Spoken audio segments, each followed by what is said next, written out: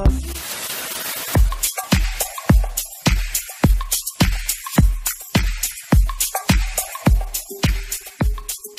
Guys, welcome to my YouTube channel motion study. दोस्तों, आज के इस वीडियो में हम बेसिकली बात करने वाले हैं CBSE board exam 2019 class 10th और क्लास 12 दोनों के लिए।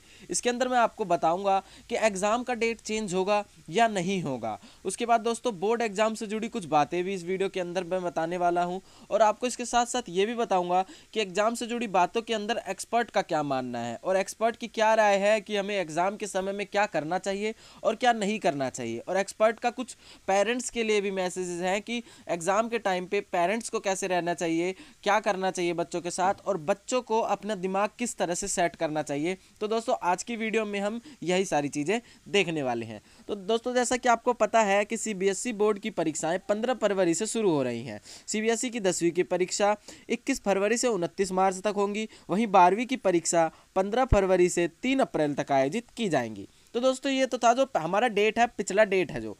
उसके बाद दोस्तों, परीक्षा का समय नज़दीक है। ऐसे में स्टूडेंट्स को अपनी तैयारी तेज कर देनी चाहिए। परीक्षा कार्यक्रम घोषित होने के साथ ही विद्यार्थियों के दिल की धड़कन तेज हो गई है और वे तनाव में हैं। उनकी तनाव की वजह दोस्तों क्या है? एग्ज़ाम का पहले होना। लेकिन विशेषज्ञ बच्चों को तनाव मुक्त होकर अच्छा हंसते खेलते पढ़ाई करने का सुझाव दे रहे हैं। उल्लेखनीय है कि 2019 में होने वाले लोकसभा चुनाव के कारण इस बार परीक्षा थोड़ा पहले हो रहा है। तो दोस्तों, आपको बता दें कि जो विशेषज्ञ हैं वो बच्चों को क्या कहते हैं कि आपको ज़्यादा टेंशन लेने की ज़रूरत नहीं है। आपको जो आपके पास है उसमें आप पढ़िए, ज़्यादा आपको बर्डन लेने की आपको ज़रूरत नहीं है। अच्छे से पढ़िए, अच्छे से एग्ज़ाम दीजिए। उसके बाद दोस्तों, जैसा कि आपको पता है कि ऑल इंडिया पेरेंट्स एसोसिएशन ने परीक्षा तिथियों में बदलाव की मांग उठाई है। एसोसिएशन के अध्यक्ष अशोक अग्रवाल ने पिछले दिनों सीबीएसई से आग्रह किया था कि वह तिथियों के मामले में विद्यार्थियों की समस्या का संज्ञान ले।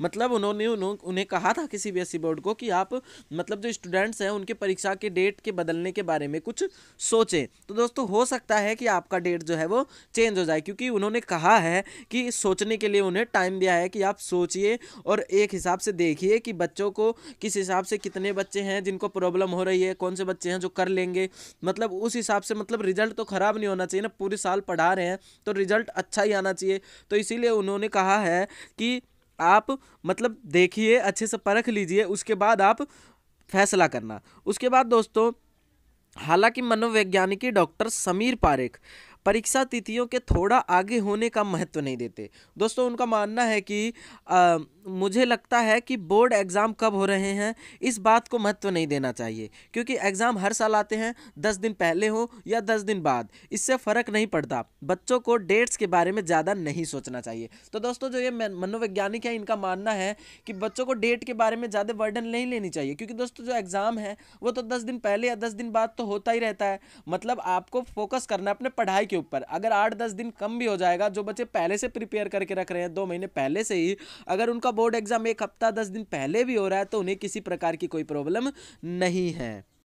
उसके बाद दोस्तों, यहाँ फोर्टिस हेल्थ केयर में mental health care and behavioural sciences के निर्देशक डॉक्टर पारेख ने कहा, एग्ज़ाम कब होते हैं, एग्ज़ाम में क्या सवाल पूछे जाते हैं, एग्ज़ाम देने के बाद रिजल्ट क्या आता है। कि एग्ज़ाम कब होना है हमें पता तो होता नहीं है, एग्ज़ाम में क्या सवाल पूछे जाएंगे ये भी हमें पता नहीं होता है। उसके बाद एग्ज़ाम देने के बाद रिजल्ट क्या आएगा, ये तीनों चीज़ें दोस्तों जैसे कि हमारे नियंत्रण में नहीं होता और हमें पता नहीं रहता। जो चीज़ हमारे नियंत्रण में ना हो, हम उसे बारे में नहीं सोचना चाहिए। अपने साल भर जो मेहनत की है उसके साथ आत्मविश्वास जगाएं। अभी भी परीक्षा में काफ़ी समय है। इनका कहने का ये है कि जो हमारे नियंत्रण में नहीं है हम उसके ऊपर प्रेशर क्यों डालें। तो दोस्तों, हमें उसके ऊपर प्रेशर नहीं डालना है। हमने पूरी साल हमने जो मेहनत की है उस मेहनत के हिसाब से हमें पेपर देने जाना है, उस मेहनत के बल पे हमें एग्जाम देना है। उसके बाद दोस्तों, डॉक्टर पारेख कहते हैं, हंसते खेलते पढ़ाई करें और हंसते खेलते एग्ज़ाम दें, क्योंकि जब हम तनाव कम रखते हैं तो मार्क्स ज़्यादा आते हैं। पढ़ाई के दिनों में खेल खेलने से भी अच्छे मार्क्स आते हैं, क्योंकि आप रिलैक्स होते हैं। इस तरह की चीज़ों को बच्चों को महत्व देना चाहिए, उन्हें आगे उन्होंने आगे कहा, जीवन शैली अच्छी करें, आउटडोर एक्टिविटी करें, दूसरों से तुलना ना करें कि उसने कितना पढ़ लिया, मैंने यार इतना कम पढ़ा है, मेरे फ्रेंड ने इतना ज़्यादा पढ़ लिया, मैं क्या करूँ क्या ना करूँ। ज़्यादा टेंशन लेने की ज़रूरत नहीं है। आपके नियंत्रण में जितना है आप उतना कोशिश कर रहे हैं ना, उतना बहुत है आपके लिए। मतलब ज़्यादा प्रेशर आपको लेने की ज़रूरत नहीं है। सेल्फ रेस्ट लेने से मानसिक तनाव दूर होता है। अब दोस्तों आपको रेस्ट भी करना है, सोना भी है। ये नहीं है कि आप एग्जाम के टाइम पे पूरा पढ़ते रहें। उसके बाद दोस्तों क्या करना है, तनाव महसूस कर रहे हैं तो पेरेंट्स से बात करें, रिलैक्स रहें। मतलब अपने पेरेंट्स से अपनी सारी बातें शेयर करें और उनके साथ रहें और रिलैक्स रहें। तभी आपका जो एग्ज़ाम है वो एकदम अच्छे से जाएगा और आप एग्ज़ाम में बहुत बढ़िया नंबर लेकर आओगे। उसके बाद दोस्तों बिंदापुर स्थित सैनिक पब्लिक स्कूल की शिक्षिका मीनाक्षी ने IANS से कहा, बच्चों का सिलेबस पूरा हो चुका है, रिवीजन चल रहा है। उन्हें सारी चीज़ें दोबारा समझाया जा रहा है। जिस बच्चों को समस्या है वह दोबारा पूछ रहे हैं और पढ़ाई में सारे बच्चे जुटे हुए हैं। प्री बोर्ड से उन्हें काफ़ी लाभ मिलता है। इससे उन्हें आइडिया लग जाता है कि पेपर कैसा आता है। कुछ भी हो, परीक्षा को लेकर बच्चों में तनाव आ ही जाता है। आखिर बच्चे कैसे तनाव मुक्त होकर तैयारी करें। उसके बाद दोस्तों जो एक्सपर्ट का माता पिता के प्रति जो भूमिका है उनके बारे में डॉक्टर समीर ने क्या कहा है कि पेरेंट्स को सकारात्मक रहना चाहिए, बच्चों का साथ देना चाहिए, पढ़ाई में उनकी मदद करनी चाहिए, रोक टोक नहीं करना चाहिए। ध्यान रखें कि बच्चा परेशान ना हो, अगर तनाव में है तो उसे तनाव कम करने में मदद करें, आत्मविश्वास दिलाएं।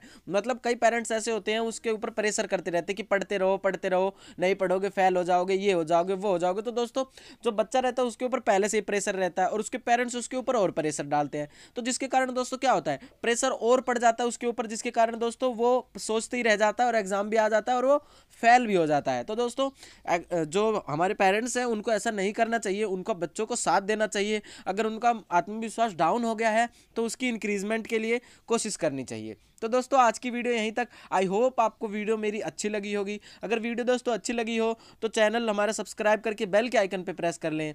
वीडियो देखने के लिए धन्यवाद दोस्तों।